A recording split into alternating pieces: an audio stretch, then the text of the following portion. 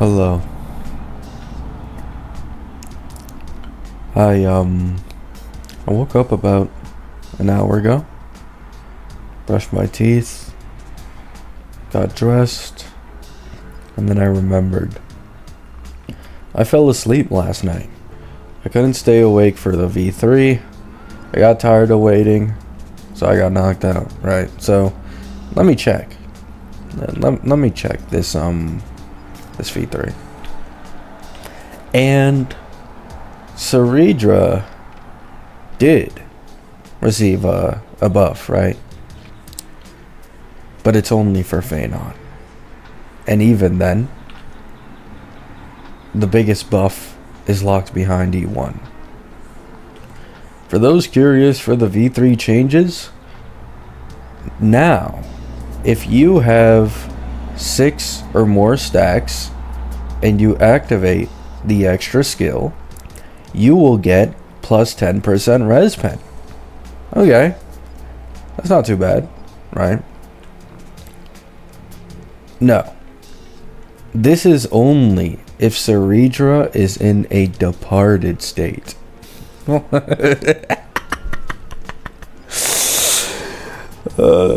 Only if she's in a departed state. So this 10% res pen is basically locked, and it's only for Feainon. Feainon is the only one with the key to unlock that 10% res pen, because Cedra needs to be off field. Wow, right? And to make the E1 bait even more E1 bait, it now gives more defense shred than it used to. It used to give, I believe, a total of 33%. Now it gives a total of 36, I believe, right? So you get base 16% defense shred for every single attack. And then for the, 6 stack skills, the double skills, you get an additional 20% defense shred. So a total of 36% on Feainon's biggest attacks. That is absolutely massive. However, to add on top of this, they added something that should have just straight up been in her base kit. I cannot believe that they are this fucking greedy when it comes to this character. Now the E1, whenever Cedra uses her skill on whoever she chooses, they will regenerate 2 energy. That's right. The only way you can get Cedra to give you 2 stacks per skill is now locked behind the E1 instead of just straight up being in the base kit. So E1 not only gives you a very noticeable damage upgrade because of the defense shred and it applying to, 4 meteors, but you now also have way better stacking ability if you get E1 Cedra, right? Now, here comes the age-old question. Is Cedra still worth it over his E2? No. Right. Not even E1 has 0. The thing with E2 Feainon is already he gets, near the meteors that, Cedra can offer for an E0 Feainon at E0 Cedra. But the issue is that it doesn't count the fact that there is additional damage done by other basics and counters with E2 because of the extra turns. His E2 gives him 20% res pen, and his E1 is a massive base speed buff that allows his turns to be sped up more, right? So the combination of E1 and E2, it is simply the most broken E0 to E2 jump in the entirety of the game, and Cedra cannot compete with this, although she is for sure more valuable compared to what she used to be, right? However, that is the sad reality, If you have an E0S1 Feainon and you already have a solid support lineup while not bricking your second team running Feainon Sustainless, I truly highly recommend that you just wait for Feainon's rerun and get his E2 at this point, because Cedra as of current is a pull if you have Feainon character, and then pull if you don't, or don't pull if you don't, right? That is the sad reality. They are making this woman almost completely dedicated to Feainon. She can still work with Anoxa, of course, especially now that the defense shred from E1 has been, boosted.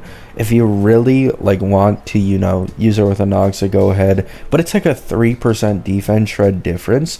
And honestly, I'd highly, highly recommend waiting for Cyrene instead. Anyone who doesn't own Feainon, I am going crazy advocating for waiting for Cyrene, because this will probably be the RMC upgrade, the true damage buffer, action advance, possible sub DPS capability like Tribby, and a character like that would just be way more valuable than a Cedra, right?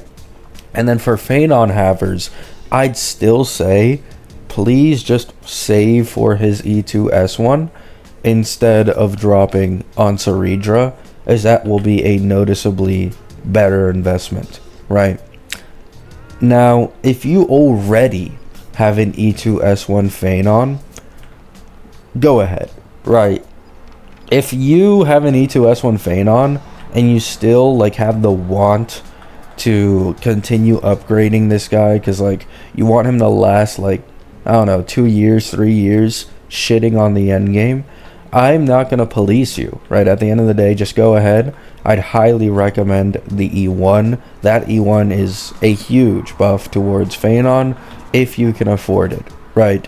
However, if you aren't someone who already owns E2S1 Feainon, and, you might be cutting it close with how many characters are upcoming March, Don Hung, Terravox, Cyrene, right? You have Constance and 3.8 and all that. I highly recommend just get the E2 and stop. Genuinely. Get the E2 and stop. And I wouldn't be surprised if there are better value general supports in the game, even better than Tribby and Robin, going near version 4, Cough Cough Cyrene, or in version 4. And the beautiful thing about general supports in HSR is that because they continuously get stronger, at some point they do play catch up even to niche supports for a DPS's niche, right?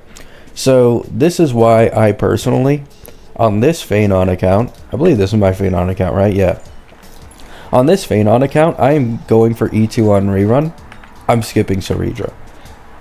By no means can I justify pulling Cedra at all on my account. I already got E1S1 Feainon. I already got E1 Robin at home, right? So I'll just get E2 on rerun. I'll pull Cyrene. If Terravox has a good E1 or S1 and he actually is free, I'll consider it, right? But yeah, that's all I have for you guys today. That's the V3 Cedra. I may make a video talking about V3 Heisland. She did receive an overall buff. Seems to be performing a lot better now, right? But I feel like a dedicated video was kind of needed for Cedra, because wow, I originally thought that it would be Feainon who needed Cedra, but ironically, it actually ended up being the opposite. A Zhao Q situation all over again, where the DPS is strong enough to use other supports and still clear just fine, but the support is very only much needed in literally one team with one specific DPS. I truly just wouldn't be surprised if Cyrene beat Cedra's value for Anoxa in 3.7, making her only best in slot team with Feainon. Oh my goodness. I love you all. Hope you have a great day. Hope you have a great night. Peace out.